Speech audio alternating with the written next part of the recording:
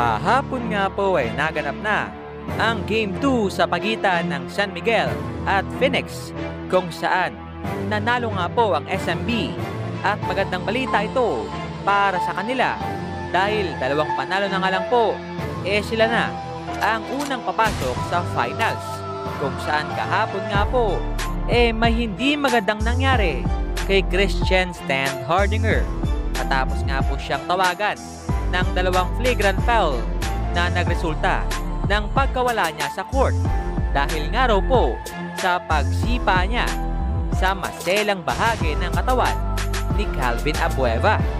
Kaya naman sa ating video mga kabiboy ay atin nga pong pag-uusapan yan, pero kung bago ka pa lang sa aking channel ay huwag mong kalimutang mag-subscribe.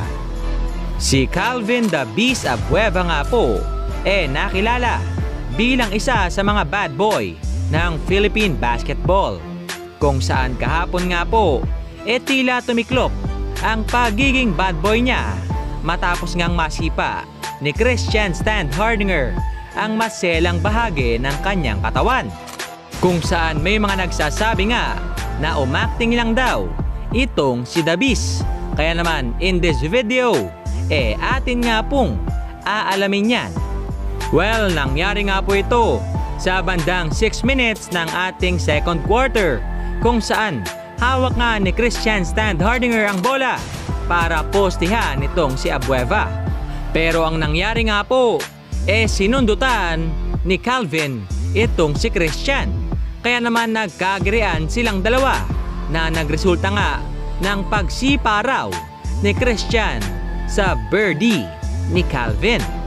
Kaya naman para sa akin tinamaan talaga itong si Calvin at walang halong arte na nangyari for me.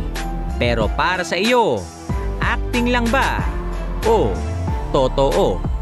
So please comment your opinion down below at isa-isahin kong basahin yan. And once again, this is me, Bob Game Style TV, saying bye-bye.